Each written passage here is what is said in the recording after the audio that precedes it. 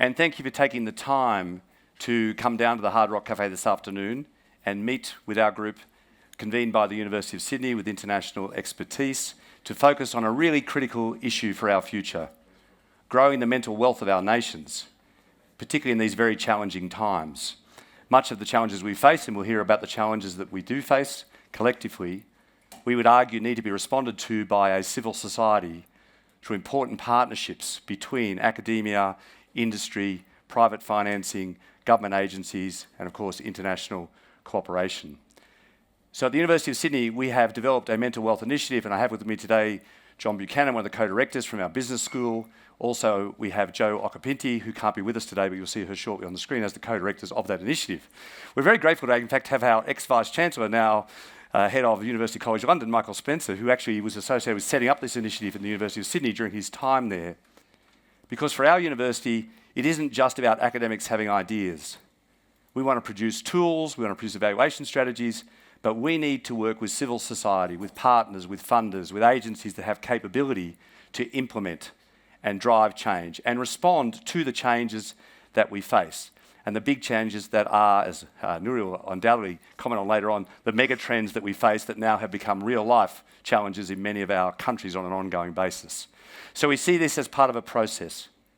We want to share with you our perspectives, where we've been at, our metrics, our tools, our examples in Australia, but also through some of our developing country partners, particularly in Colombia and other parts of Southeast Asia, the work we're at, where we have been working with agencies, with countries, with leaders, with industry, with workplaces. Those people have a capacity for change.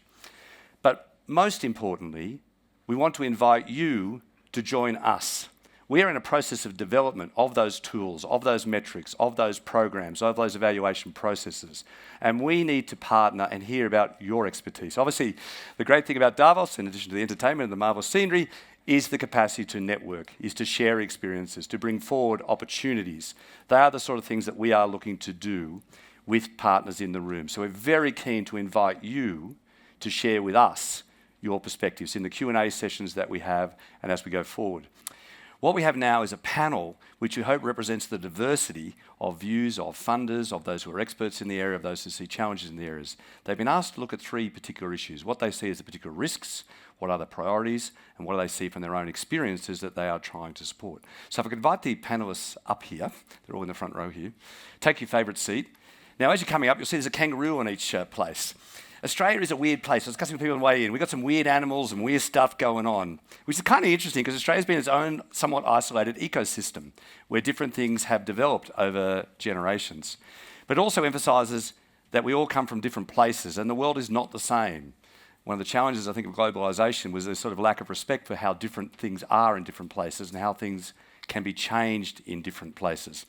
Now, to use another slightly English expression, we have an agreed batting order for who is going to speak in which order. So each person's been asked to have about 5 minutes, and I will seriously interfere if anyone goes beyond that, to give their perspective as to where they see things developing, how they have happened.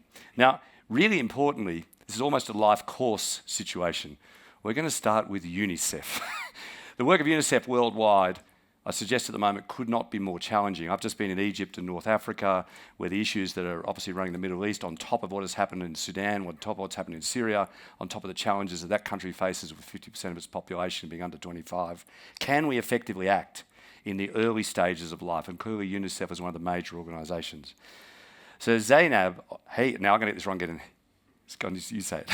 Hey Jazzy. Hey Jazzy. Is from UNICEF. He's the global lead on mental health and for UNICEF and a youth advocate. So your response, Zainab. Thank you so much, John. Hello, everybody. So, when it comes to the threat to the mental health, to the mental wealth of nations, I think the answer really lies in the immediacy and the depth of our response. We are all here kind of joined up talking about mental health. Over time, over the past few years, we have increased our knowledge and our understanding of the issue surrounding the mental health of nations. And we also have a deeper understanding of our accountability, our collective accountability to this area of work. But we're still lingering behind. We're not advancing in terms of action.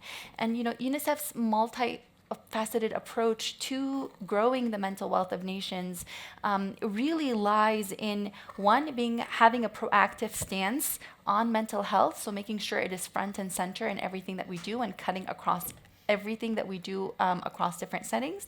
And second, that we're beginning with children. The burden is really huge. The estimated global economic toll due to mental health conditions in children is $400 billion annually. But it's not just about the economy, right? The economic costs are huge. The human costs are even greater. Devastatingly, we have 1 in 7 young people who is struggling with a mental health condition. 1 in 4 children is living with a caregiver with mental health issues as well. And every 11 minutes, a young person tragically dies from suicide. So it is absolutely about saving lives. So inaction is not acceptable, and that is really the huge threat that we face. And so we need to look at the different interconnected challenges. And when we think about interconnected challenges, we need to be thinking about an interconnected response. And that means looking at governance and advocacy. Our mandate is to work with governments and to ensure that policies exist that protect child and adolescent and caregiver mental health, but it's not just enough for these policies to exist. They need to be actionable, they need to be funded, and they need to be implemented. And we need to recognize the role of public and private sector in taking that forward.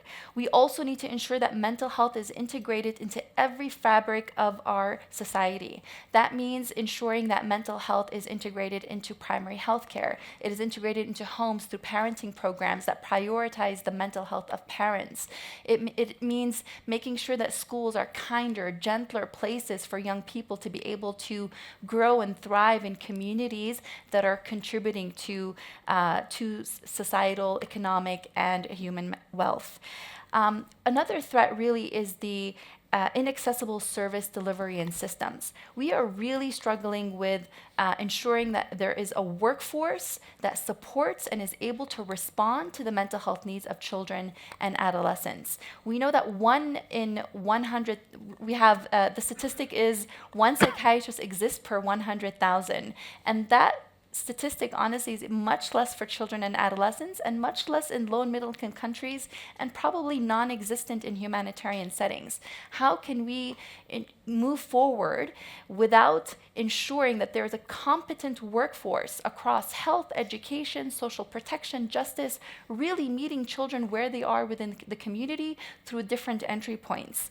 And of course, another important threat is our continuity of being reactive to the mental health needs of children. We need to be reactive, yes, but we also need to be proactive, and we need to ensure that there are prevention and promotion activities that are preventing the mental health issues from coming up to begin with.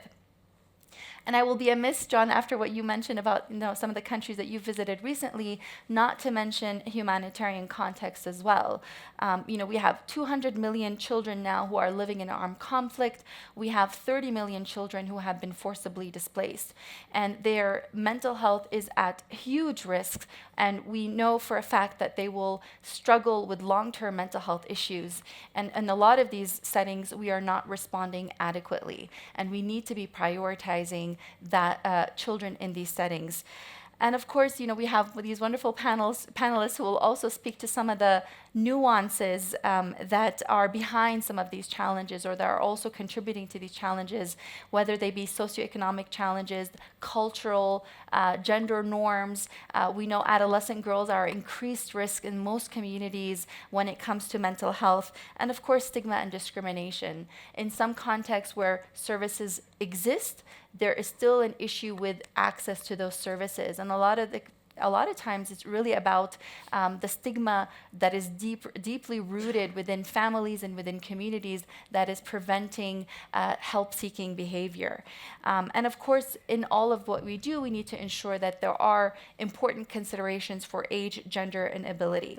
And finally, on a huge threat, but also could be something that we think about as positive, is the looking at mental health and growing the mental wealth in nations through innovation. We need to be thinking about what can we be doing differently. And when we talk about innovation, we're not just talking about digital solutions. We need to think about how digital and non-digital solutions go hand in order to promote and support the mental health of young people, and also establish together the risks that technology pose on the mental health of children, but also the positive aspects, and how can we balance those two together.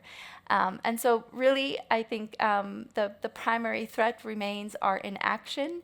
And so how do we move forward with action, knowing what we know and knowing enough about what needs to happen in order to address the mental health of children across communities? Thank you so much, Zainab. I mean, the issue of people say children are a priority all the time, but the inaction around children's mental health and the inaction investment in early childhood education, early childhood support, as you heard, the number of children now exposed to dislocation and violence around the world is huge. And in many developing countries, of course, is the overwhelming issue that we have not responded to appropriately. UNICEF obviously stands out. Another group that is historically ignored, of course, is actually older people and the issues associated with ageing. So the next speaker is a close friend and colleague of mine who actually said, Ian, you've got to take this thing to Davos. So we're here partly through the BHP Foundation, but actually largely through the work of Nouriel Roubini, who's a professor of psychiatry from Duke University and chaired the Global Futures Councils for the World Economic for the WEF on mental health and digitisation back some years ago. Nouriel does deal with the geriatrics. When he's at home, he's a professor of geriatrics, and I knew him through Duke University 30 years ago. But importantly also, he travels widely in the developing world and remains in very close contact with family in Chennai and with developments across the world, and is involved in digital transformation. We do think that part of the response at a services level, but to growing mental health, is the effective use of technology, not just the threat of technology, but could we use it effectively? So Nouriel, your thoughts? Thank you, Ian. John, Ian, Joe, all of the partners here, your leadership in this space has been phenomenal, so we must recognize it. So thank you very much for that, John and Ian. I think the Mental Wealth Initiative is historic. I agree with everything Zainab said. Mental illness is one of the biggest threats to mental wealth and mental capital. We are living in the era of AI, so AI is a cognitive revolution. So we really have the biggest assets are our mental assets.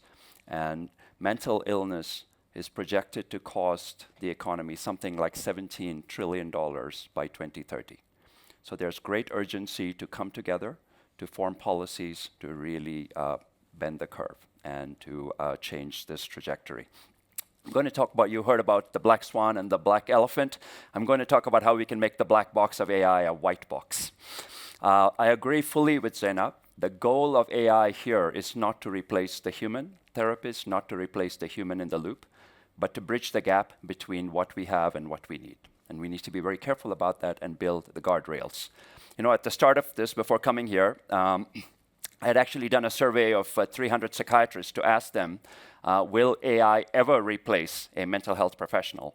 Only 4% of mental health professionals said that AI will ever replace it. So we have a long way to go in terms of building the type of AI that would do it in an empathetic manner, in an evidence-based manner, in an ethical manner. I even asked ChatGPT the same question, and ChatGPT agreed. And it said it's unlikely that I will ever replace a mental health professional. So everybody's in agreement. Surprisingly, I also asked ChatGPT, what are the ways in which you can help build mental wealth? And it listed 8 areas. I thought these were brilliant areas. So I'm going to start with that. So the first is, of course, at a population level, it's very important not only to have metrics, but to have an engine that analyzes those metrics and points out trends for decision makers, and also calculates the outcomes to give return on investment. So AI can do that in a very nice way if you train the models well and they are reliable models. So I think that's one area, and I think Joe has mentioned it. John has laid out all of the different metrics. It's impossible for a human to combine and integrate so many different metrics in the way that AI can do it. Second, at a population level, we need to build resilience and focus on prevention. The big problem with the healthcare system is not that it's bad. Yes, there are some proportion of doctors who make errors, some proportion of therapists who make errors, But we have multiple issues across the board, ranging from staffing to we have something called the 30-30-30-0 problem. Only 30% of patients come in for detection for various reasons, lack of access, stigma, lack of insurance. And then only 30% of those get optimal care. And of those who get optimal care, only 30% achieve remission. And the last zero is 0% get preventive care. And so it's impossible for us to staff up. If we hired every single person in the world, we would probably still have enough staff members to take care of all of those. So could we use AI in a way to educate people? And yes. So for example, the Pan American Health Organization has created a digital avatar called PAHOLA. I want you all to look it up, PAHOLA.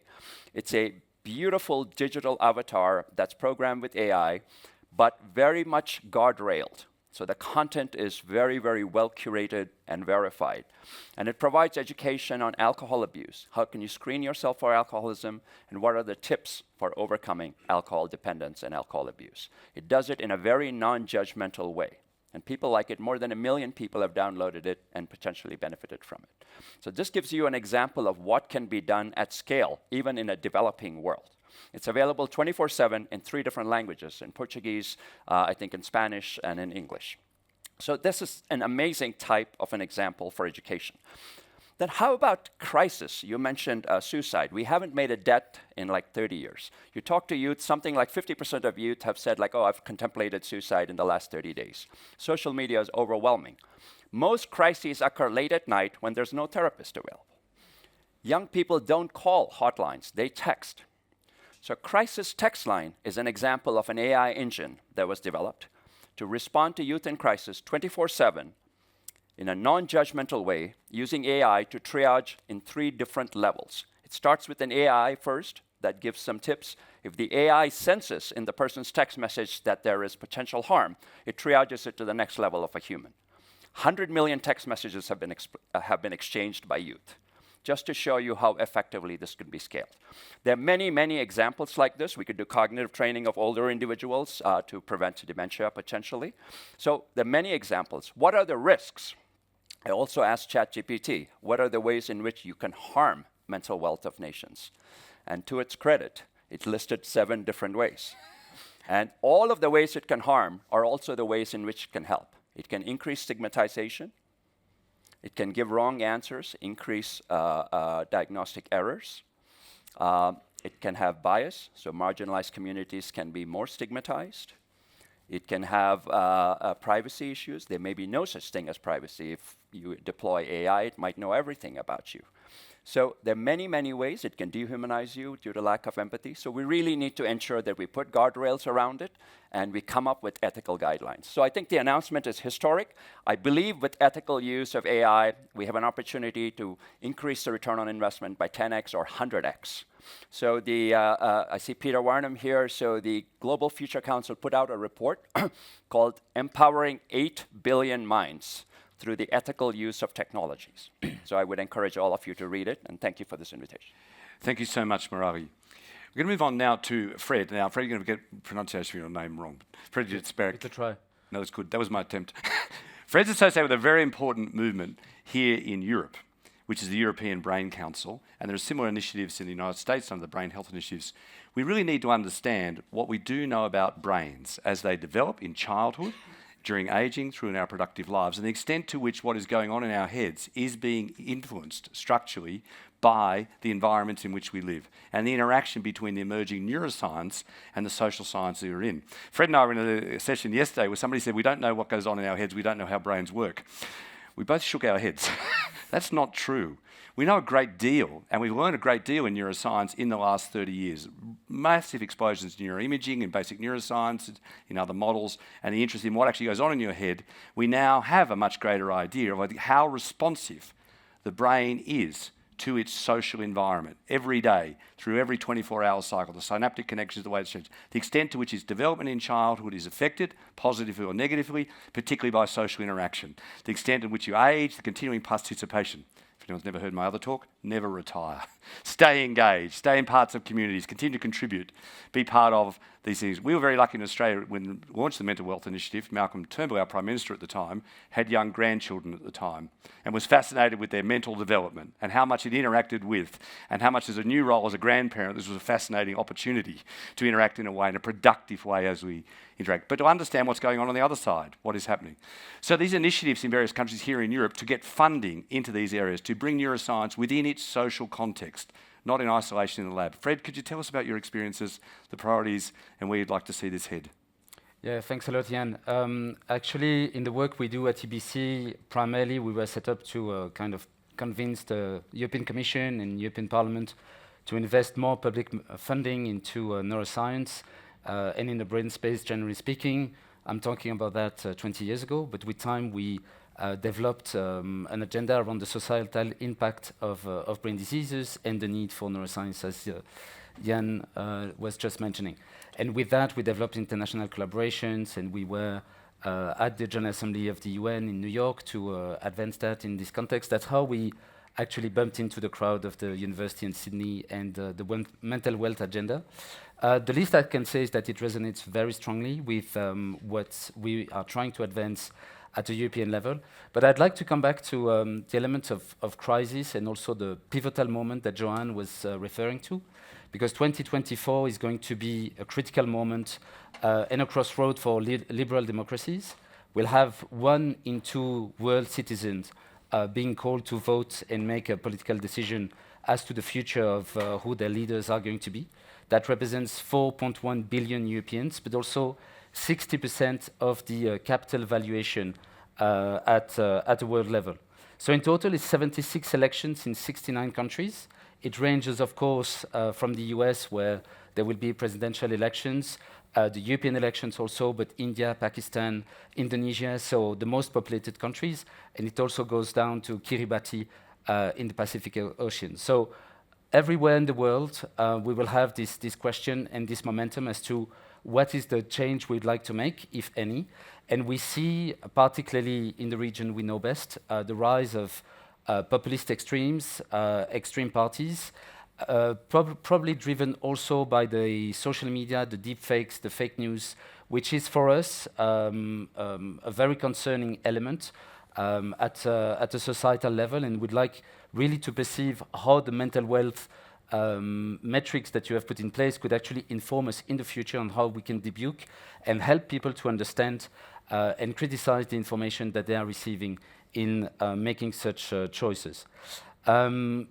When we come to Europe, we come now to this kind of handover between 2 very big mandates from the Parliament, but also from the European Commission, and there was really a reflection being led now as to what the European project actually means in a context of war in Ukraine, which is basically war in Europe, whilst Europe and the European Union was built around the peace project. And with this current financial instability, with the war in the Middle East now also arising, it's like, what is the difference that we Europeans could make in this context? And the reflection was pushed a little bit further, saying that peace and the peace project actually led to prosperity, but also led to well-being. And the next commission will be invited to consider how to embed well-being metrics into how we can actually measure the performance and the quality of life of Europeans. Of course, it's easy to say that from what can be seen as one of the wealthiest regions in the world, but if at least it can lead a movement or spearhead a kind of new thinking, that's definitely something that we as EBC, it's probably disconnected to the very basic neuroscientist work in the lab, but in a sense, this societal dimension and societal connection is very important to us. And I'd like to come to also one element when we talk about mental wealth, is probably look at things not only from a kind of health economic or productivity angle, but also analyze the impact of socioeconomic determinants of health as to how it impacts populations. I think it was mentioned, but should probably be emphasized a little bit better.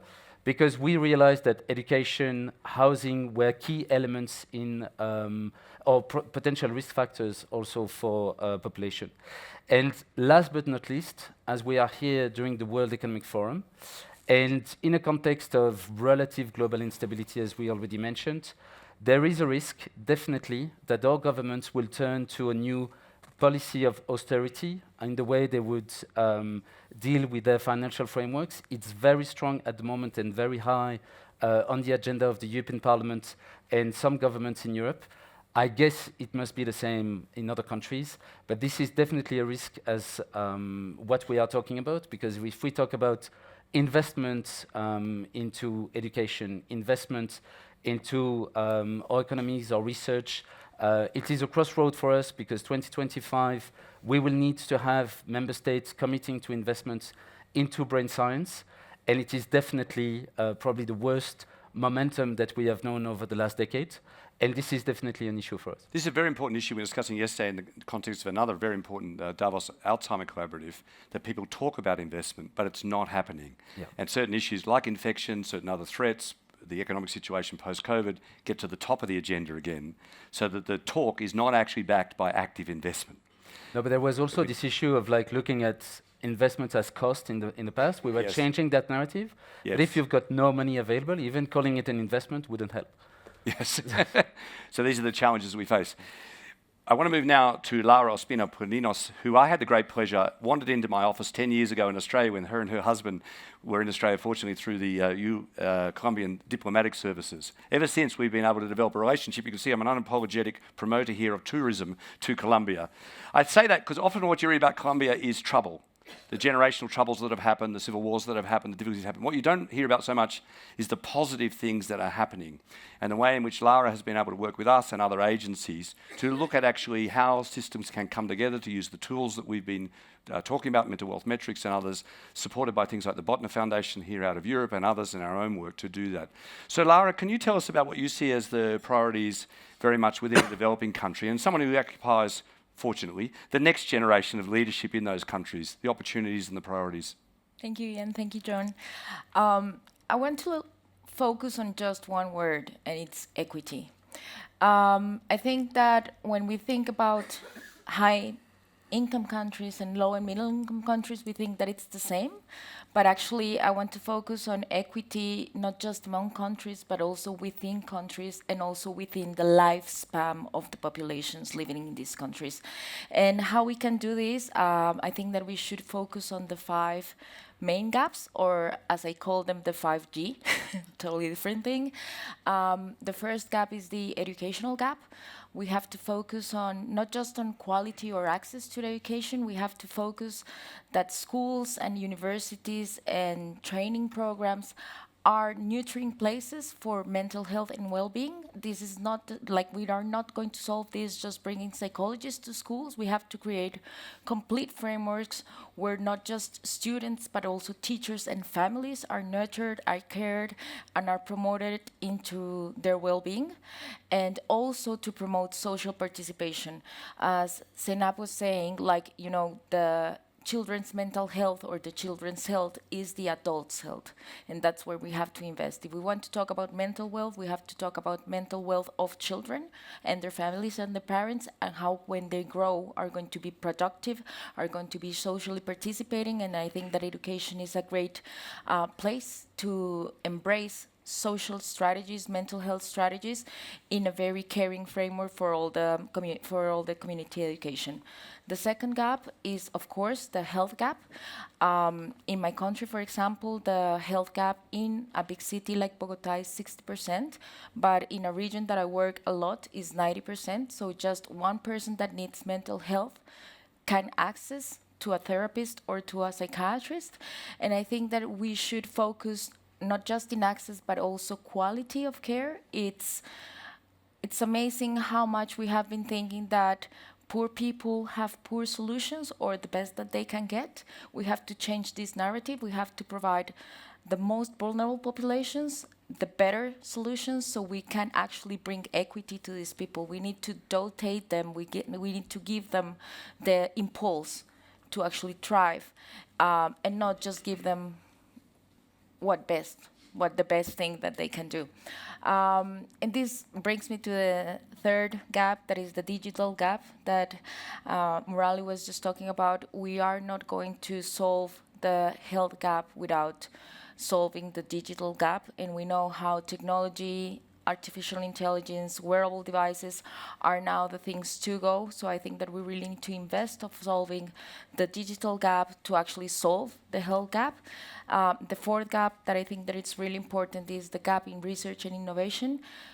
98% of the research is produced in high-income countries. So I think that what we really need to focus is on knowledge transferring, as the University of Sydney has been doing with us. We need to train our people. We need also to promote people that are educated in high-income countries to return to our countries and work there.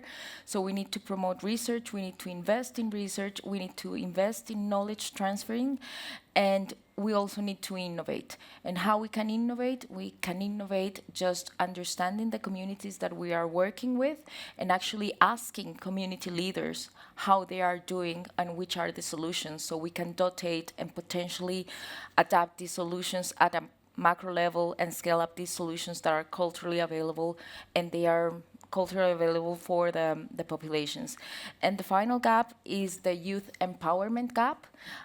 It is amazing how much we leave young people out of the decision-making process across health, across policy, across all the sectors. So I think that we need to empower young leaders, to educate young people to become leaders, to foster safe places for young people to participate, feel that they are cared and hear about, and also, of course, female leaders, female young leaders, women in STEM, and also to foster youth participation in the communities, as the University of Sydney is doing. They have always a young person as the center of the research processes, and also as in the decision-making process. So those are my 5 gaps that we think that we should address. Thank you so much, Lara. It's been interesting in Australia. We had a change in government last year and been working closely with the health minister since then, that government has reintroduced the word inequity, inequality into the national dialogue, which had been missing for the previous decade. And in a very wealthy country, we have major gradients in education, in social opportunity, in economic outcomes in a wealthy country. But of course, in developing countries, that is a huge issue. So I'm very glad that you raised that. And I think it is one of the issues we just need to have constantly on the agenda. And the extent to which those of us with interests in digital technologies and other areas may actually overcome those gaps, but they are dependent on the infrastructure that you've just discussed. The next speaker is Sharan Burrow, and it's always great pleasure for us when what might be other sort of quietly spoken Australians who've done major work in Australia, leading our trade union movements in the International Labour Organisation internationally, are now really central to international efforts. So Sharan is the Principal Advisor to Just Transition Solutions. He's intimately involved with the WEF processes, is a genuine agent for change in this area, and a strong supporter of the way in which social agencies can act together to achieve real change that is meaningful in our communities. Sharan, your thoughts? So, first of all, I wanted to talk about mental wealth from a slightly different perspective, but encompassing a range of aspects here. My life's work, apart from I started life as a teacher, but has been representing working people and working with working people in their communities all around the world, and now including in the Just Transition Solutions for the energy and industrial transformation we must make. So I come at it from that point of view. But if you think about our common security, because this, in my view, is what we're talking about. What is the common security of the people of nations, communities around the globe? What generates a sense of common security such that we can prevent fragmentation, wars, pandemics, at least being untreated by common responses? So if you think about what makes for common security, or security for individuals as a start, it's the things we all know. It's a secure job. It's actually about social protection if you find yourself in times of crisis. It is, of course, issues around a dignified retirement, and no one can talk to you better about that than Shannon, but as a trade union leader, we've been involved in building the wealth of workers through both pension funds, superannuation funds, we call them in Australia, but on top of state pensions around the world. We've built building societies when workers didn't have access to capital. They're now banks. I kind of think that's a bit ironic, but they're still mutuals. We've built health societies where health was actually a deficit, so working people could afford to actually have health access. So if that sense of belonging is about, if that sense of common security is about what elements give you personal security, it's also about belonging and connections. And as a person who's spent their life building, collective action, trade unionism, collective bargaining, kind of moderating the imbalances of power, we are joined at the hip with business, but we also need to make sure that those relationships are balanced and in the interests of a distributional wealth that is not, unfortunately, what it is today, if you had a look at the Oxfam report this week. And a lot of people have been asking, how did we let this happen? How did we let this happen?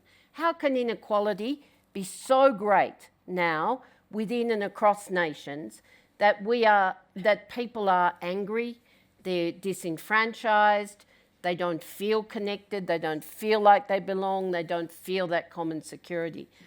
And I was struck on the question of belonging because for trade unions, for teachers, for workers generally, a sense of belonging comes from the fact that you are part of not just your families and your friendship networks, they're really critical, but also the fact that you have someone you can go to, you can share common problems, you can create trouble if you have to sort a problem, but you also take responsibility for bargaining or negotiating solutions.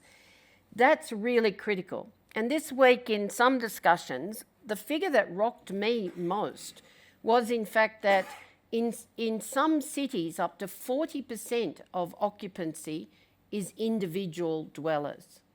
Individuals living alone, 40%, and the disparate distribution is actually towards ageing.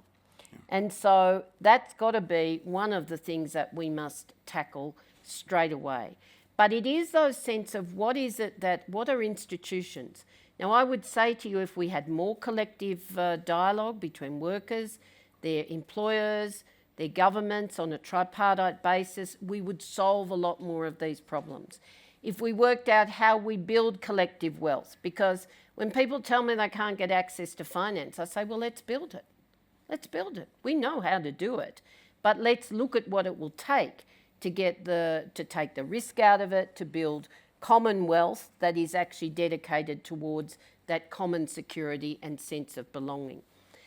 One of the things that, because I work in a major sense now in the area of climate finance, just transition, skilling, as we actually take advantage of the transition and place-based development, where you can actually guarantee that jobs, that skilled workforce is going to be available.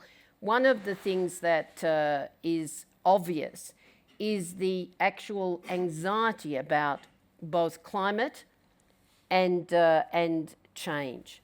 And I don't use those in the same way. Obviously it's climate change, but it's also about the change that is going to occur from climate action.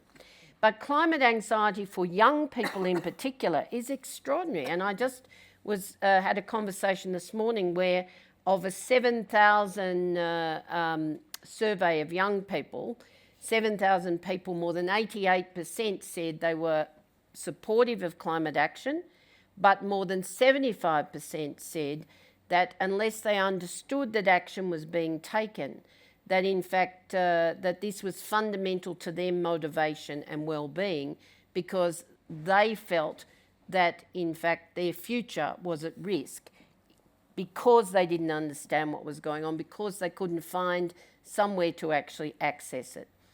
And I would say to you that the trend, for my sins, I'm a wellbeing ambassador, the trend towards wellbeing economies, wellbeing budgets, wellbeing evaluation, whatever terminology you want to use, is fundamental. GDP, fine, but it's one measure. if we don't measure the commonwealth of people in their own nations and around the world, if we don't place a premium on mental wealth so that we have healthy people absolutely confident about the future, then we are fragmenting our workplaces, our communities, and ultimately that breaks down the social fabric. So who are the actors? And I'll finish on this. I've talked about workplaces. They're absolutely, at the workplace level, at national level, at international level, employers and trade unions have a fundamental role to play. So we need to build that collective sense of ownership, belonging, and dialogue to affect solutions. But in my previous role as leader of the global labour movement, I actually spearheaded just transition in the context of the campaign that we achieved in 2015. The fundamentals that are required in transition are about how you build resilience and therefore social protection. If I told you that already, that still more than 2/3 of the world's people have little or no social protection. Why is that when we have more wealth than we've had ever in our lifetimes? And so the actors in that regard are governments, they are multilateral development agencies, and we have campaigned for a global fund for social protection. Doesn't necessarily mean a big coffer of dollars, but it does mean that people look seriously at how you actually use ODA, at how companies actually take responsibility for both living wages and social protection. So actors go from the workers to employers, to the multilateral development agencies, and of course to other agencies in the context of national and international connectivity. We need to map out who they are. And for me, it's very simple. If you want to get to a society that has common security, think of it as a fan. And at the base of the fan or the fulcrum, what is it that you need? You need the strength to actually make the fan unfold, but each of the elements of the fan will have something that is a backbone. And if you look at each one of those as the elements that is required to build that common security at its heart, the mass at the centre of the fan, then you need to map out what it is that we require right across the board, from people, their workplaces, their communities, and indeed, therefore, the governance structures that come with national and international government. So there is nothing more important than a mental wealth that actually builds the common security of people across the board. Otherwise, we are making lots of money, but I've never understood why we create so much wealth and we're so reluctant to share it. We've got great pharmaceutical strides, and yet why is it in the pandemic you had vaccine nationalism? We've got incredible access now to technologies to transform our energy and industrial systems, yet technology sharing is constrained by old IP models. There is so much we can do collectively to actually ensure that common security based on mental wealth, where people feel like they're actually secure and they belong, is critical. So let's get to it. Thank you so much, Sharan. It's interesting you highlighted the older people living on their own. It's interesting in the developed countries, loneliness surveys, the people who report being most lonely are between 18 and 30. They're actually younger people who you think are more connected. It's interesting also the participation of younger people, particularly in religious societies, community societies, sporting groups, other social groups, has declined radically over the last 50 years. And of course, in the post-COVID world, we've not seen a return to volunteering, social participation, unpaid other roles that are so critical. So it's kind of really interesting, I'd say, not just the security issue, but the identity issue and the opportunity in a transgenerational way. And a lot of that, of course, historically occurred through the workplace. A lot of those young workers say they are no longer connected with continuous development of their identity and a sense of financial and personal security, skill identity through the workplace as workplaces have changed. So thank you for highlighting that. The next speaker is Kara Altemus, who is the Managing Director of BD Squared and the Milken Institute, comes at this from the point of view of philanthropic funding, things that we need to fund in the mental health, the brain development and wealth areas. Kara, what's your perspective? So I want to pull on a couple threads that have come up throughout the conversation so far. One, the need to take action. Two, the need to look at serious mental illness directly. We actually started the panel with a call for how do we collaborate. So what I want to share today is a bit of a case study. Our work at the Milken Institute seeks to bring philanthropic dollars off the sidelines and directly into science and health initiatives. We have a science philanthropy accelerator for research and collaboration called Spark that in aggregate has brought $2 billion into science and health ecosystems over the last decade, really driving for more collaboration globally within academic and industry settings and across philanthropists. So just 2 years ago, we launched a new organization called BD Squared, Breakthrough Discoveries for Thriving with Bipolar Disorder. And this is a collaborative that brought together 3 initial funders, all philanthropic funders, but is a platform for more philanthropic and other funders to come together to drive research in bipolar. And to give some of the high level numbers just for where we are a little bit over a year in, we've already put $67 million into bipolar research globally, instantaneously becoming the largest bipolar research funder. So why does it matter, especially in this conversation, that we talk about bipolar? Bipolar affects 3% of the population globally. As we're thinking about how can we drive mental wealth, we should be thinking about severe mental illness, particularly areas like bipolar, where there has been very little innovation, very little a consensus or collaborative practice, even within a single country, let alone globally. It takes 8 years to receive a diagnosis, fewer than 30% that go on to get a diagnosis and help actually respond well to treatments and are able to get back to the lives that they hope to lead. So I feel like we can say this is important. We have been successful in getting philanthropic dollars off the sidelines. How do we do it? Kind of what is that why, and how do we bring philanthropy to the table? So I want to share the tiniest bit about where we got started. We actually started not with philanthropists at the table, but with patients at the table. We put together a survey with the Depression and Bipolar Support Alliance that asked people living with bipolar disorder what research do you think would drive improvements in your care, and what does wellness mean to you? We got a whopping 6,504 responses to that survey. I will say we expected 300.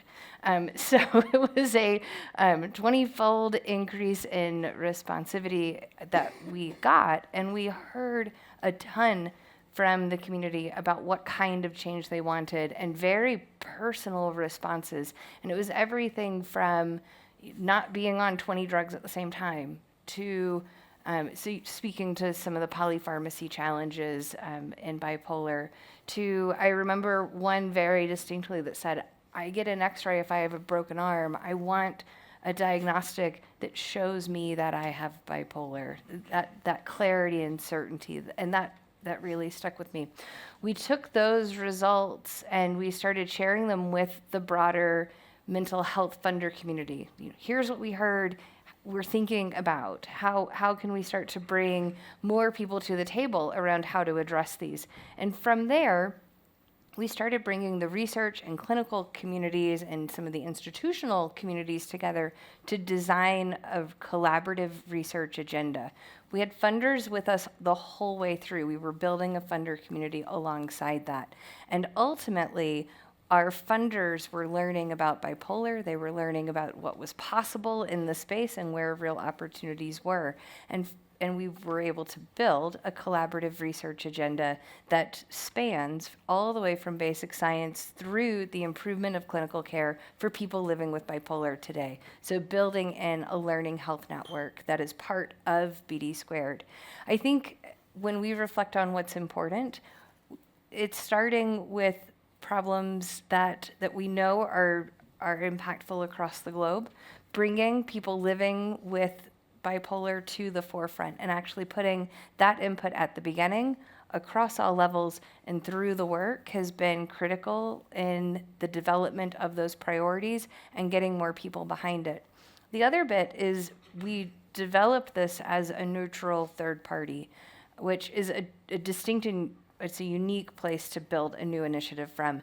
And in doing that, I think we've been able to bring more funders and more parties to the table because it's created the space to bring all ideas and to elevate those equally. The last thing I want to say is because we came at this from a collaborative perspective, and we have collaborative funders up front, equally putting funding into the pool, we've been able to change what science looks like on the back end. And so we've been able to build a research initiative, in fact, 4 research initiatives that are interconnected with the sole goal of breaking down silos in the scientific and clinical work that's happening. And we can drive that kind of change with a really different spirit because at the very front, we came in as collaborative funders. We came in as the biggest funders because we were collaborative. And then that puts both an expectation and the onus to allow us to say all data will be open, all publications will be open, all work within the network is collaborative. And that is actually changing the spirit of how research is happening, how the findings and the innovation will reach the clinic, and how quickly we're able to move discovery into clinical practice via the Learning Health Network. So I think as we look at opportunities for what we can do next, thinking about how we can leverage philanthropic funding and funding generally in a collaborative sense to actually drive collaborative change throughout our ecosystems will be. It's a critical issue, and for the areas that have been historically neglected, like mental health, these areas, and ageing areas, obviously the collaboration amongst funders. And an important point you made, that it's driven by the experiences of people in that area. Interesting in discussions yesterday about Alzheimer's disease, having people talk about being a carer, is the most powerful motivator. I might say it is difficult in the child and youth area, hard for children to speak for themselves in those areas. People do need to speak for them. Lara's made the point for younger people. We need to hear those voices. Funders need to hear that, but we need to work. Academic work can be quite competitive and often not collaborative, and we complain about it. So thank you very much, Kara, for that. We are going to have a question and answer thing shortly, but yes. Sorry? Yes, we're going to get to that shortly. But we've got to have, I would love to have the term Dr. Doom, wouldn't you? I come from the cognitive sciences, and we know that we all live with a cognitive bias. The sun will come out tomorrow in Davos, things will get better. We're not really good at planning for, and maybe COVID's the best example of this, when things really get wrong. I'd love in the cognitive sciences to be known as Dr. Doom. To have an economist who predicts that things will go badly seems to revoke a particular response. He's too miserable, as distinct from being prepared to respond to the challenges that we face. Obviously, Nouriel Roubini is an art form in this, how to focus attention on those things we don't really want to hear about. I think at the moment people are aware of that. I don't know whether your reputation, Nouriel, now is enhanced or not by seeing the darker side of things. But what is your reflection about how we need to see the challenges in our world that come from the economic, the disruption, the changes in labour, the things that we've been talking about, and actually be prepared to respond, to understand the economics that's sitting underneath that? First of all, thanks for inviting me. It's great being in this great panel, lots of food for thought. Well, I'm an economist, and actually a macroeconomist, and usually the concept of brain or mental health or wealth is reasonably foreign to traditional economic analysis. Economists think that individual maximize utility, that utility depends on consumption and or income. If your income is higher, you consume more, you're happier in all dimensions of life. But of course, one of the paradoxes of our times is the one that we've had about 70 to 80 years of relative peace, progress, and prosperity since World War II. Not that there were not many problems, but overall, both in advanced economies, emerging markets, and other parts of the world, per capita income has gone higher. But in spite of that, now we're talking about this epidemic of mental health crisis all over the world, even more so, I would say, in advanced economies than emerging markets or poor countries, and within the advanced economies, even more so in some of the richest ones, like the United States, or some even of the Scandinavian countries, where I'm told the rates of depression or suicide are much higher than other advanced economies. So there is a bit of a paradox, and I try to figure out, scratch my head, think about this issue as an economist, how we can think and explain this paradox.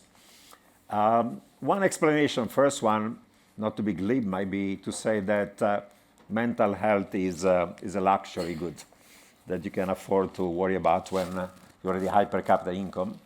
It's not totally glib because, of course, humanity lived for thousands of years with poverty, war, famines, genocides, pestilences, pandemics, you name it, and people had to survive, let alone to worry about anything else. So that was priority number one.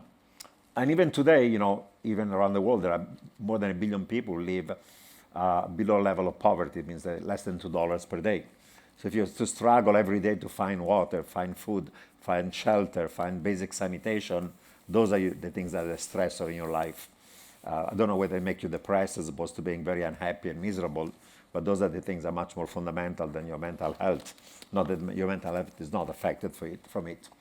Of course, that explanation saying is a luxury good is a bit glib because, of course, it was pointed out in war zones, in civil failed states, there are many people who are very stressed, from young people to children to adults. That's the worst thing can happen to be in a failed society, with failed economy, with civil strife, if not outright wars. And therefore, those issues of mental health are severe all over the world, not just in advanced economies. People who suffer from, post-traumatic stress disorder are often veterans or people who are in these countries in which there was a huge amount of real violence and so on. Second explanation, of course, is the one I've been addressing, is that I wrote a whole book published a year ago titled Mega Threats, 10 Dangerous Trends that imperil our future and how to survive them. And the argument in the book is that in spite of these 8 years of peace, progress, and prosperity, things are going wrong direction. There are a number of threats and risks that are new, and they're building up. They're going to make our future actually much more stressed than the past. Some of them have been mentioned, global climate change and its impact of it. Of course, pandemics, and COVID-19 is not going to be the last one or the most virulent one. We live in a world of geopolitical rivalries. Cold wars are getting colder, hot wars from Russia, Ukraine, to Israel and Middle East, potentially even the US and China and around the world. Wars are going to be back with us, and that's going to be a massive stress. We live in a world in which there is rising income and wealth inequality, but there is also not just inequality, but also insecurity of various sorts, driven by many factors. And that leads this political backlash against liberal democracy and against democratic capitalism and populist, autocratic, aggressive regimes of either extreme right or extreme left coming to power around the world, many of them becoming then violent and aggressive. Look at what Putin did in the case of Russia. We have demographic trends with aging in advanced economies, population explosion in Africa, and migration massively occurring across the world because of climate change and imploding economies and societies. On the economic side, we have high levels of private and public debt and recurring financial crisis. We've seen the return of inflation. We've seen economic crises becoming more virulent and more frequent, both in advanced economies and emerging markets. The concept of stagflation, recession, and inflation is coming back. And of course, there's a big picture of issues regarding AI. And AI most likely is going to lead to permanent technological employment, to increase in income and wealth inequality. So those stresses are going to become even more severe. And on one side, globalization has led to a backlash against it because many people are left behind. But deglobalization, protectionism, decoupling may actually lead to economic damage. So that's a paradox. So there's this set of issues, but then the question is, are these issues much worse than they were in the past? And are they more severe in advanced economies than emerging markets? Well, I could argue, no, they've been with us even before in other ways, that actually poor countries are suffering even more than advanced economies. So it doesn't fully explain this paradox. Of course, economic analysis also suggests that there is not a strong correlation between per capita income and happiness above a certain level of per capita income. Of course, if you're very poor, at very low level of per capita income, if every day you have to find water, food, shelter, and basic things of life, when your income is higher, you're happier. That's certainly the case. There is a significant correlation between per capita income and happiness up to a certain level. But we know that above a certain level of per capita income, actually, the correlation is zero. if not negative. Many of us know plenty of people who might be billionaire who are cranky, unhappy, depressed and depressing. Because if your self-worth is based on your net worth, there's always somebody who's going to make more than you. If you make $1 billion, somebody makes 5. If you're 5, someone makes 10. So if self-worth and net worth are correlated, then you'll never going to be happy and so on. I think that some of the explanation, I think, is this idea, an economist would think more than just maybe the semantics. You can talk about mental or brain health. People in economics talk about the concept of social capital, from Robert Putnam was a political scientist who wrote a famous book decades ago about bowling alone, emphasizing how in the US, but also in other advanced economies, the kind of institutions that created a social capital, whether churches, organizations, sports, volunteering, others, are not there anymore, and now we bowl alone as opposed to in company. I think that might be. There's been an erosion of social capital in some advanced economies, starting with the United States. And social capital, in addition to other forms of capital, is certainly important for happiness and also for mental health. And correlated to that one, there's been this kind of a loneliness crisis. Entire books have been written about it. On one side, we can achieve our own individual goals, but we're becoming more lonely in this anonymous society, in urban society, where the societal institution of cohesiveness, of being together, being part of a community, become eroded. And of course, during COVID, this became even more severe, as most of us were locked up for a while, and therefore that mental health crisis became exacerbated. After all, as human beings, we're a social animal. The worst thing you can do to a human is just to put them in solitary confinement. So definitely there's that element between social capital, institutions, loneliness, and that. And related to that one, I think that part of the crisis has to do with social media. As people already know, the same dopamine high that you get from crack cocaine, you get it also when you have more likes or followers on Instagram or whatever not. And that epidemic is becoming severe among young people, both teenage boys and girls. And you have FOMO and all sorts of other things that are becoming a social dysfunction. So addiction used to be things like alcohol, drugs, smoking, overheating, gambling, you name it. But now social media is becoming another one. It's really becoming toxic. And I think it might be behind loneliness and behind FOMO and behind some of these epidemic of mental health. Final couple of points. We live also in societies in which individual achievement is really emphasized, but there is a huge amount of social pressure to achieve in absolute and relative terms. In Asia, where suicide rates, say in Korea or Japan, even China among young people are high, is because there is this pressure of overachieving. You have to study hard, to work hard, to achieve, and that pressure can become really dysfunctional in many and different ways. Your tiger mom might not make you happier, might make you more miserable in some cases, lead you to suicide. Final observation, economists, as I pointed out, correlate happiness and welfare with per capita income and consumption. But of course, instead of maximizing GDP, gross national product, or domestic product, some people say we have to maximize gross national happiness. The starting one was Bhutan, the country that was, unquote, the happy country. And since then, whether it's the OECD or the Human Development Indicators of the World Bank and tons of other ones, they found out that actually there are other things that have to do with social capital, with human development that are more important than just GDP. In principle, that's correct. But even there is a paradox. Paradox is actually when you measure it correctly, this human development indicator, they're highly correlated with per capita income. Some of the most developed countries in terms of national happiness are the advanced economies like the Scandinavian ones. So it's not as if happiness is uncorrelated. If you're poor and miserable, you're not going to be happy, first of all.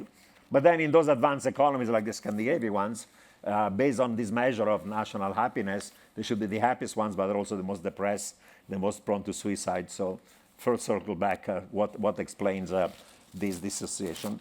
Final point I'll make is that usually when you think about health and happiness and so on, the Latins say mens sana in corpore sano, healthy mind and healthy body, or anima sana in core sano, healthy soul and a healthy heart. And happiness and health and wellness is to be health in your mind, your body, in your heart, and your soul. But it's not just individual, but also societally. We're social animals, and we derive the greatest happiness by not just maximizing our own wealth and happiness, but also collective ones. And what makes us happy is to contribute to society and be good human beings in our own community. So maybe we have lost that one, and maybe one way of regaining it is to go back to create again social capital, community, and not caring only about ourselves. That certainly is part of mental health. Thank you so much. I'm so glad you started with it could be glib to say it's a luxury good. I think it's one of the biggest challenges that we face around the world is the notion that first you must always attend to the economic. I'm reminded of this in work with our Aboriginal communities in Australia, who are amongst the poorest in the area. When asked directly what were their most priorities, they raised mental health and well-being, which was tied to a governance issue, control over their own destiny, and the degree of cohesion. If you look at suicide rates and variabilities within communities in Australia, those who have high cohesion, even though they're poor, and have control over their own destiny, have low suicide rates. So it's an interesting thing. I think that's one of the issues in mental health that we've struggled with, is to be seen as a luxury good, an add-on once you've done all those other things, rather than be intrinsic. So I'm so glad you raised that right off, Nouriel. Now, we're just going to open commentary here. We've asked Michael Spence, who is the President and Provost of University College London, and obviously tied up with global universities, can universities significantly engage with these kind of issues in a productive way, to just open the general discussion with a few comments, Michael. Reflections. Yes, so I suppose in opening with reflections, I should start by apologising both to my current employer and to my last employer. University College London, UCL, we're usually ranked, first, second, or third in the world for everything from the shoulders up, and we do this stuff. We have a whole faculty of brain sciences, and they continually say across that the neuroscience in the university is not all in brain sciences, and we say, well, it would be half the university if we were to put it in. And mental health and well-being is a big university theme for us. And obviously I'm proud of that, and obviously I'm proud of the work of the Brain and Mind Centre at the University of Sydney, and the way in which the institution as a whole has really grasped the kind of challenges that we've talked about this morning. But I apologise because I want to talk about the 3 reasons why this might not work.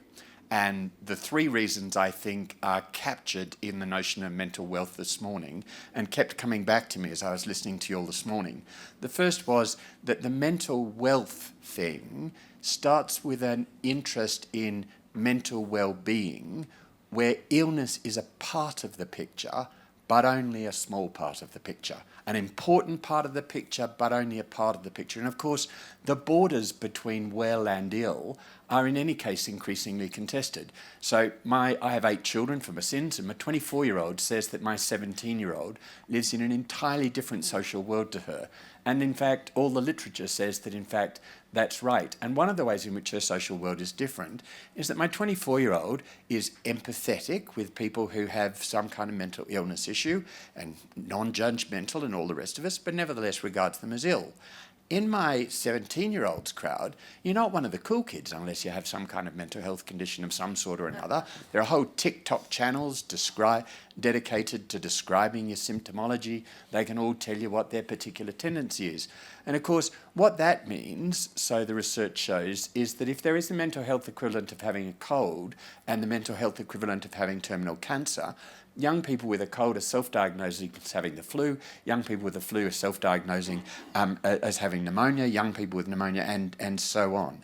So in a context in which the border between well and ill is so contested as it is at the moment in industrialised countries, particularly amongst young people, this notion of mental wealth and of focusing on well-being and not only illness is incredibly powerful, but it's not our habit of thought.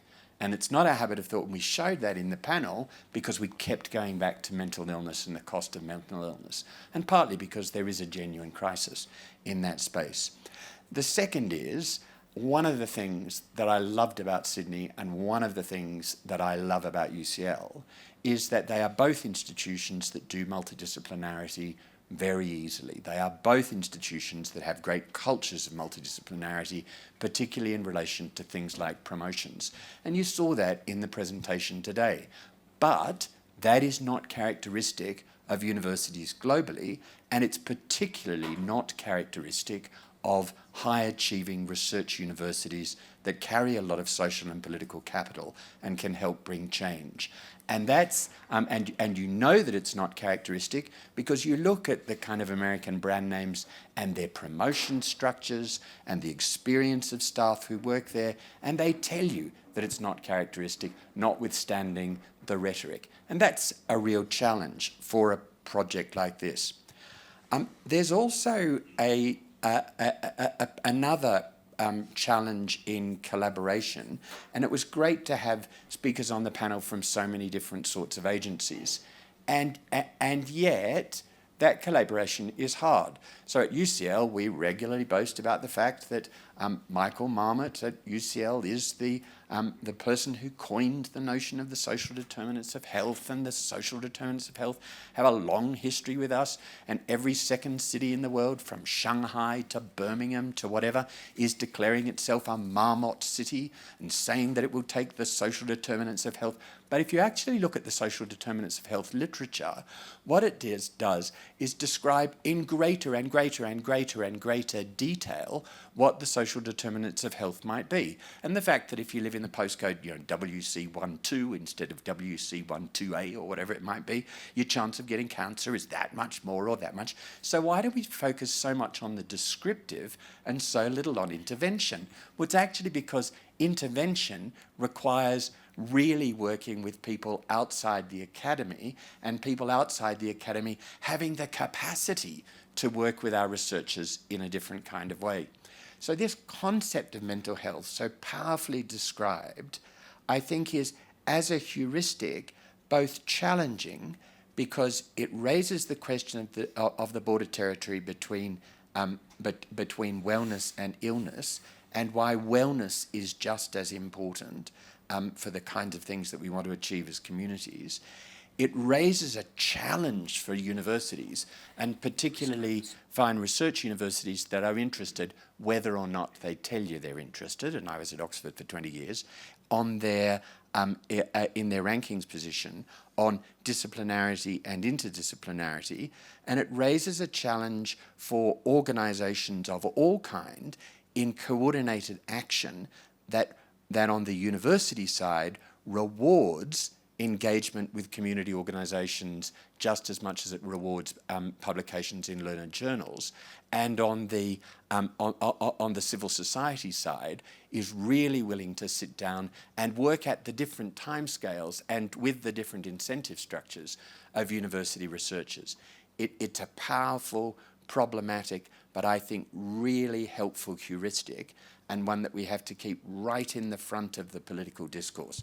And so I really commend all of those who are involved today, and particularly the organisers, for the work that's been being done in this space. It's great to have you, Michael, concede all of the challenges to reorganise our own business to be appropriately engaged with other major players for effective implementation. Now, despite the heat and the overwhelming thing, we do want to throw the thing open to questions and reflections. Now, you were first, because up the back, sorry. We just might grab the microphone. Ah, great, yeah. Now, also, just while we're doing that, I had a series of questions for the panel, just for people to reflect on, but go right ahead. Do you want me to wait? No, go right ahead. Okay. Okay. You've been waiting a long time already. Go right ahead. Well, it's been very interesting. I'd like to say thank you to all the panelists and to Mr. Moderator. My name is Stacy Dry Lara. I'm with an organization called Graduate Women International, headquartered in Geneva. We're a 105-year-old organization who brings together women with a graduate degree to hopefully influence policies around the world for education for girls and women. So quite a worthy organization. We also have a very active affiliate in Australia. Excellent. So, yeah, excellent. So thank you very much. And, you know, the panel did start out with the question. It's been mentioned a few times. Oh, also, before I move on, I'd like to say thank you, UNICEF, for your reference to root causes and cultural challenges. That's a big on our plate as well, and thank you for referencing that. So the panel started out with a call for how we can collaborate. It was mentioned once or twice more by panelists. How can we collaborate? Well, through an organizational development process, our organization defined 6 areas where we can contribute to the implementation of the SDGs. This may or may not apply to this panel, but they apply all the way around. So in hearing you talk about this need for collaboration, I'd like to hear from some of the panelists, what are some specific areas that you can work with civil society or organizations, NGOs, that you think can actually help you with your work, who can ultimately help our work as well? We're here for partnerships. SDG 17 is a very important SDG, as SDG 4, quality education. So thank you very much for giving me the floor, and I'd like to hear just some real ideas. How can we collaborate? Community engagement, community education, awareness building, data collection, things like that maybe. Thank you so much. Anyone want to jump in first? Sharon. Well, at the global level, next year you have a great opportunity. The Summit of the Future, of course, and young people particularly, is this year, but next year is the Common Agenda Summit.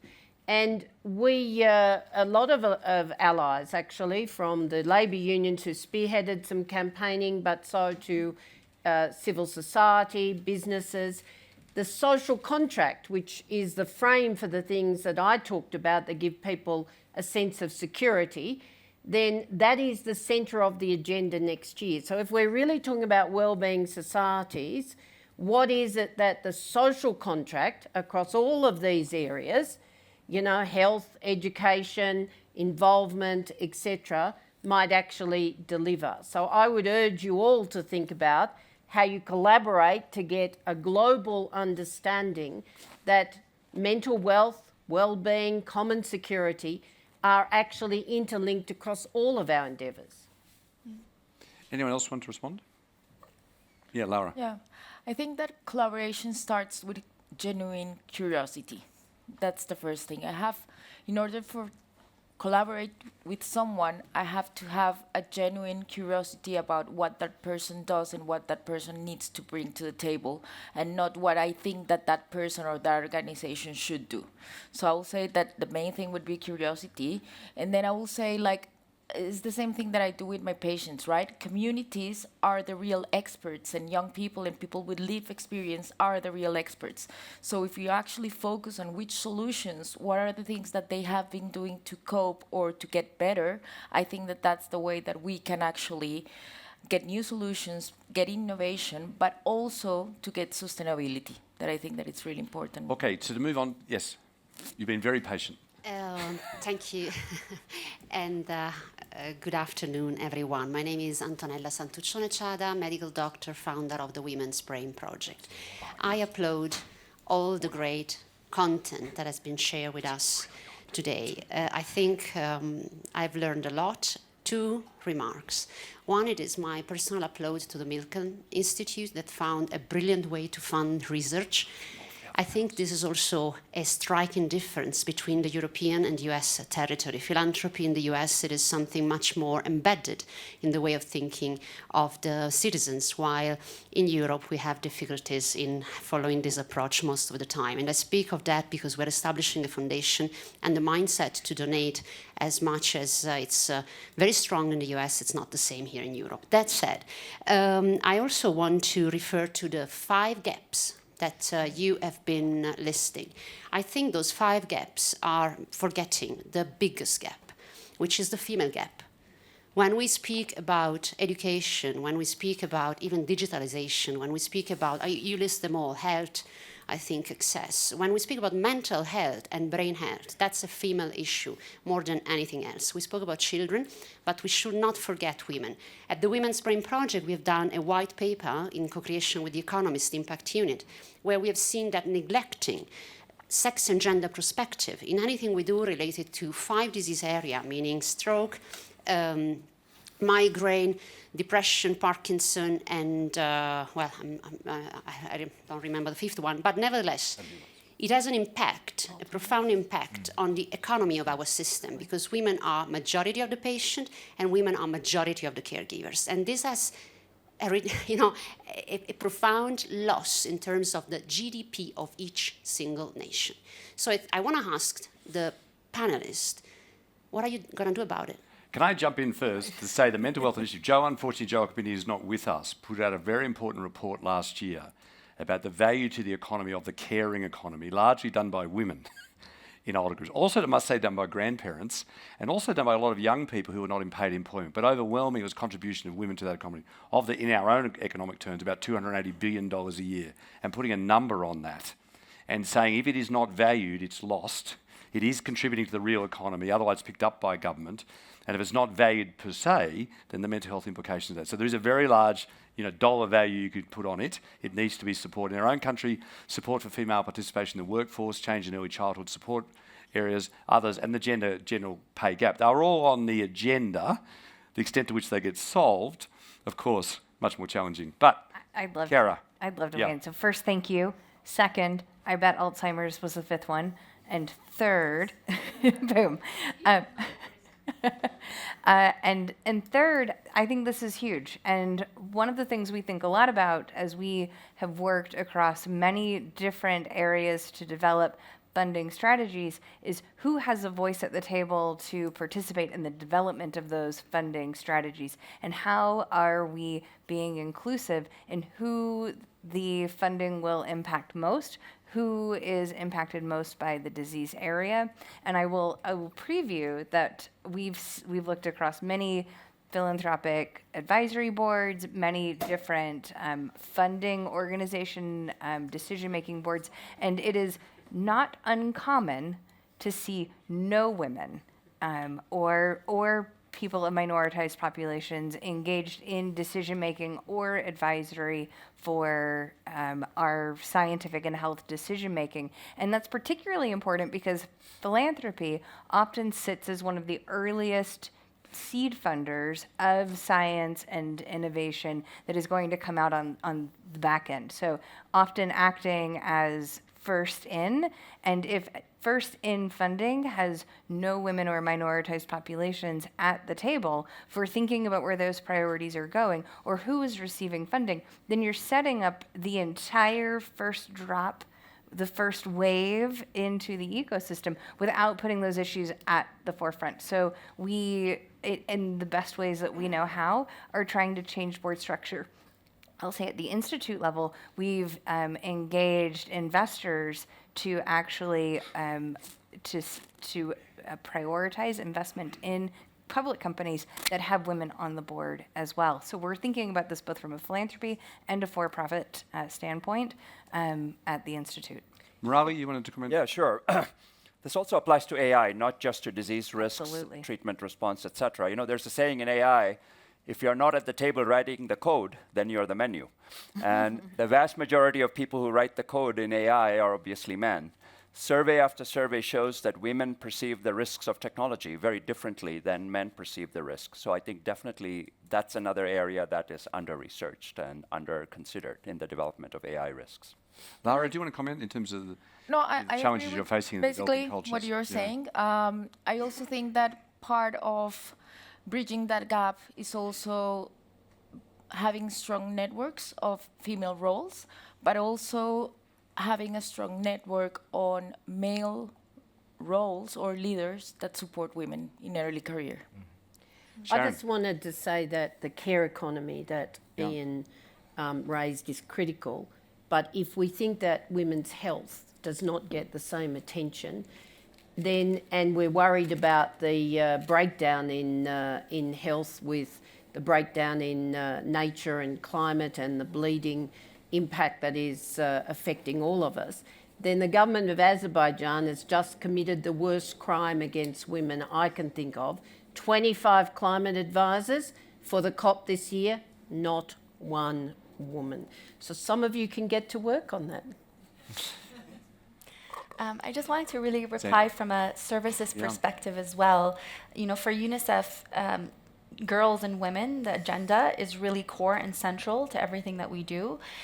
For us, mental health, starts before birth. So, working with pregnant women, working with mothers post-birth is really critical to ensuring their mental health and well-being, as well as for the children in their care. When we're working with children under 5, we are prioritizing the mental health of caregivers. And we saw in COVID, of course, as it relates to education, there are a lot of girls who unfortunately had to drop out of school, and we are working diligently to ensure a safe return to school, and a lot of these under-resourced countries continue to struggle with that. But I did want to make a quick point about, as we prioritize women and girls in our programs and services, and this is absolutely critical, it cannot be at the exclusion of men and boys as well. We have a wonderful program in Lebanon working with local NGOs and a local NGO speaking to the role of civil society organizations. It is focused on ending violence against girls and women, and it really centered around engaging men and boys in the discussion around gender-based violence, around gender norms, and their role in supporting the mental health of women and girls in their lives, and also managing their own stress and anger issues, etc., and driving them towards mental health services as well, which, as we know, men are less likely to seek care and support for mental health when they have their own struggles. So just want to kind of... One of the important projects we've been involved with ourselves, supported by the Minderoo Foundation in Australia, was using digital technologies to connect with women and families for the 0 to 5 age group. And I might ask Haley or Monica to comment about this, who led this in Afghanistan, in Uzbekistan, in Kyrgyzstan, in Namibia, DRC, Indonesia, Malaysia. And one of the really big issues was involving men and others in those early childhood years in the care economy, and not simply increasing the pressure on women by saying, like we're saying in our own country, you should have greater participation in the paid workforce,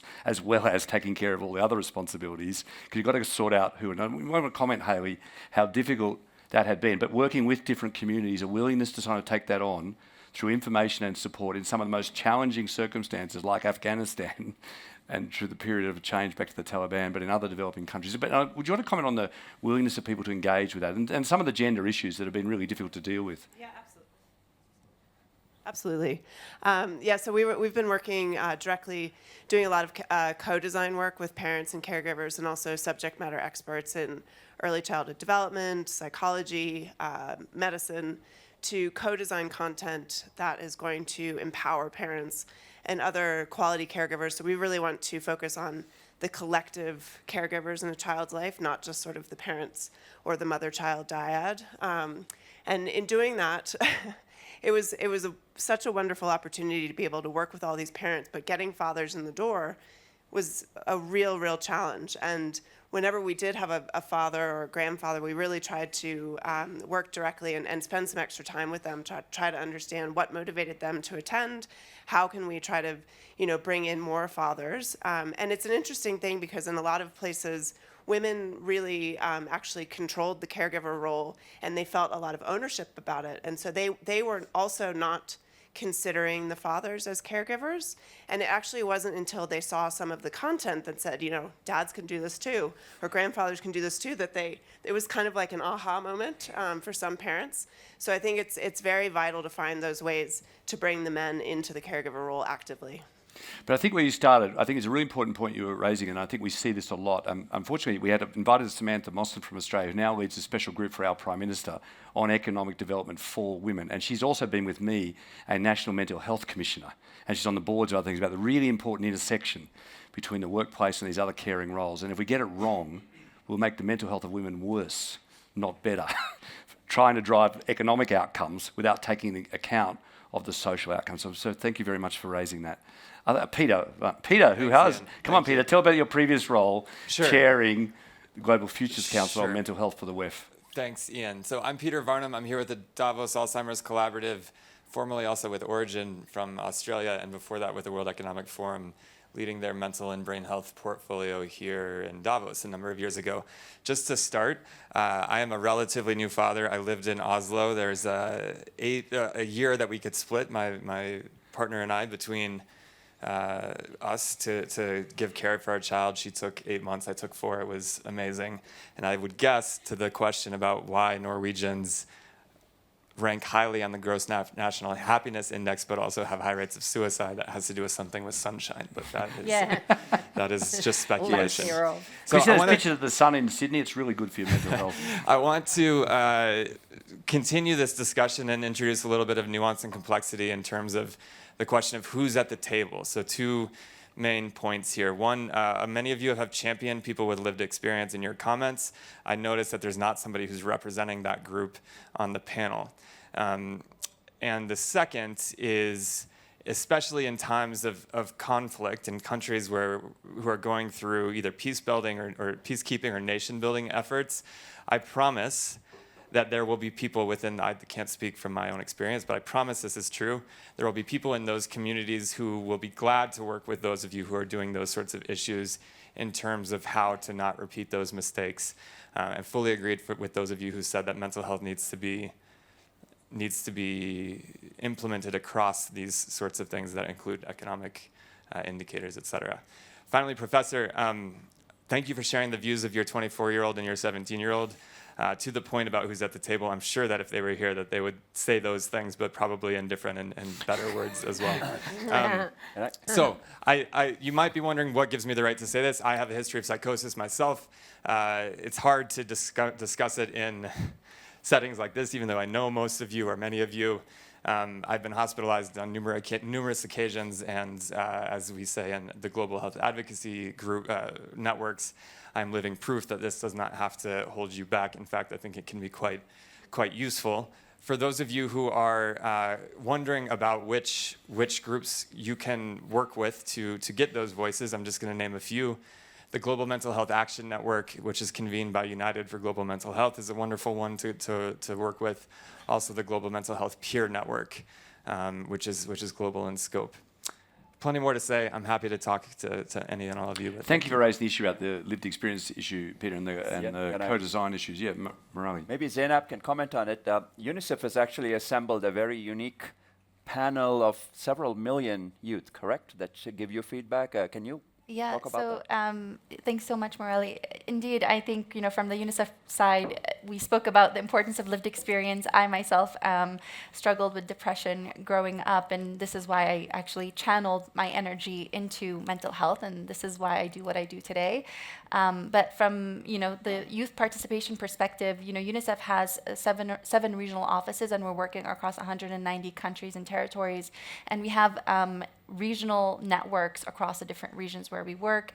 These are young people from the communities who are inspired by the work that they can be doing to support the mental health of the communities within which they live. We are mobilizing them, we work with them, we train them. A lot of them, initially I think us and our partners, we were, unfortunately kind of victims of this notion that you bring somebody on the stage and check, we've done our job. We've really come a long way. We have produced a protocol on safe and meaningful engagement of young people in research, in programming, in advocacy, and a lot of it really is centered around working with young people and mentoring them. A lot of them are saying, we love to speak on our issues. A lot of them actually don't want to speak so much about their personal struggles with mental health. I think we have the tendency to do that, actually, to bring them on stage to actually to talk about their struggles, because then it elicits emotion in the audience. But that's not what we're doing. We are actually empowering young people to say what they want to say, to be at the table, informing policy. We have these youth networks across the globe in countries. Right now, in response to the Israel State of Palestine conflict, we are actually developing a storybook called My Hero Is You. And that storybook is, it's for those of you who are familiar, it's a storybook that we actually developed during COVID. And it's a wonderful book that is meant to kind of establish really moments between the caregiver, the parent, and the child to discuss really difficult topics. And we are now creating a war edition. And in order to do that, ensure that the content is relevant, we've actually implemented a survey worldwide across different conflict settings in order to get feedback from caregivers and young people. And we're able to do that because we have these really important networks. And we're able to do it really quickly in order to meet urgent needs on the ground. So we'll keep you updated on some of that. And of course, we have different youth forums that exist online as well, where we're promoting knowledge exchange. And we're happy to share some links with you. Rami? Yeah. I just wonder if I can add something to that, to that particular intervention, and I'm very sorry if my shorthand lacked the kind of empathy that I would hope it would have. But there is a really serious issue here, and I think an issue that I see both as an educator and as a parent that comes back to some of these issues. So a big event in the life of my oldest 5 children was losing their mother very suddenly at a very early age. And we as a family went through all sorts of stuff around that. That is a part of the common stuff of life. And a real question for us as a family was, when should you be interested in pathologizing sadness, and when is sadness just sadness? And as an educator, that's a real issue for me. How do I not grow my mental health services so that every student who is stressed about an exam feels that she needs to see a counsellor, but also make sure with the person who is genuinely struggling with something that interferes what their desired functioning, whatever their desired functioning might be, has the resources available to her. And that's a real challenge. And it comes to a kind of academic question that was at the edges of what we talked about, but that we're really interested in at UCL that didn't come up very much. And that is, and no disadvantage, I love psychiatrists and psychologists, but they describe stuff, right? And then they either whack your brain with electricity or with a small molecule or something or other and try and make you better. And their descriptions of, our head of psychology, who's one of the world authorities in various kinds of personality and associated disorders, avoids classification altogether because he says the classifications are meaningless and talks about clusters of symptoms. The other end of the university, we have people, and actually in our place in the same end, we have people doing deep neuroscience, and not only on the degenerative diseases, but also on those things that present in the clinic in various ways. What universities are really bad at doing is the hard bit, the meso bit of working out why some talk and chemical therapies work in relation to the fundamental neuroscience, and why we know, for example, in the experience of women, that it's not necessarily the basic neurology of the degenerative diseases that is different, but those social factors that contribute to the trajectory of the disease in one way or another. And it's this tricky bit in the middle that I would really encourage people to take seriously, and that then goes back to this difference between pathology and not pathology, because in a way, in our minds, we're all unwell and we're all healthy, and that. But understanding brain function and how the system relates to brain function is a really crucial message. So this has been a critical issue during COVID, etc. And I think the terminology which has improved in our area is to talk about distress in its context. Comes back to something that Nouriel said earlier on. There have been many generations have faced many challenges, and there is distress, there is loss, as you described, there's normal emotionality in things which is best dealt with in non-clinical, in socially cohesive groups, in families, in communities, and recovers. David Goldberg, the famous psychiatrist, we will all get distressed. That's not the interesting bit. It's how quickly people recover, what actually drives that. And there's really, I think, at another level, things like the Wellcome Trust, now chaired by our ex-Prime Minister Julia Gillard in the United Kingdom, making these priority areas to try and sort through exactly those sort of issues you're saying. We need better metrics, we need better measures, but we also need to not pathologise and encourage those social factors which would normally be dealt with through normal recovery from distressing events or disturbing events, so that you don't end up with ongoing impairment. So this is a really important issue that you've raised. That's actually why I like the conception of a spectrum, right? Yes. Because we think of physical illness not in terms of normal and abnormal, but in terms of the various states of the function of an organic system. Exactly. In the same way that we need to think about. So this is an investment issue. The complexity, I'm sure Frederick knows, the complexity of brain science compared with a single cell cancer, or I'm the son of a cardiologist, dumb pump with a dumb electrical system and you need it to work. But it's pretty simple, and to sort out those issues from breathlessness versus impaired function. The brain stuff is complicated, but there is a significant investment. But I think one of the areas that we are keen to say is a lot of this will be dealt with by information, by providing strategies, by supporting communities, supporting families, to talk exactly the sort of issue you're raising, and not pathologising that. Other comments? Yes. Oh, up the back there. Yeah, you've got the microphone. Go right ahead. Oh, well, thank you. Well, I want it. Thank you very much. My name is Juan Carlos Lara. I am originally from Mexico, and I represent the ESG lab in Switzerland. I have a question. We talk about, or you guys talk about gaps, disconnection, and paradoxes, which I absolutely agree. And by the way, the panel was probably the best I've seen so far. Thank you very much. If I see two stories right now. The rich world with one story, talking about energy transition, talking about climate change, talking about many things. In the world where I live, where I work with people that make mezcal and they have one donkey as their only assets, their rhetoric and their story is absolutely different. At the beginning, they were worried that, the gap is increasing between Europe and Latin America, and they were worried. Now they welcome that gap.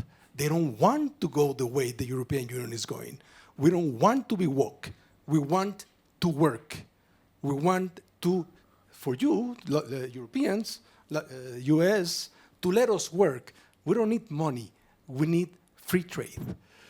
So the question is, I see these gaps, including mental health gap, widening. But I'm not the expert. You guys are the expert. Do you think that there's one way to have a common goal and shrink the gap, or just the gap is going to keep on widening and the European Union is going to go that way, Latin America the other way, and Africa another way? So Sharan has to leave shortly, and we're going to stop the panel shortly. But just before you go, because this comes back to the global agenda issue, do you want to respond to that in the... Well, I think we have to find, the solutions that actually allow people to generate, common wealth, shared distribution on their own terms. I mean, you've heard it here today. Some of the economic aspirations of people are steeped in very different senses of what is work, well-being, societal building, and we have to be conscious of that. But at the same time, the world has let those Oxfam statistics occur so that we are richer than ever before, and yet our inequality is greater than ever before. So we've got to use every forum possible to say, how do we get the just transitions, to use my language, but fair and equitable transitions, whatever it is, that make it much more inclusive in terms of growth, because then you will get some of the mental wealth initiatives and the sense of well-being, belonging, decent work, all of those things that John and others have raised.